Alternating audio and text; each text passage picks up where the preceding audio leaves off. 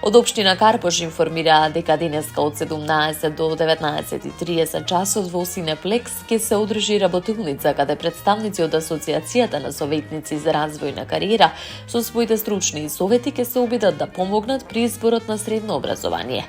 Оваа работилница се реализира како дел од проектот Кариерен избор без ограничување, кој е дел од активностите од годишната програма за еднакви можности на општина Карпош.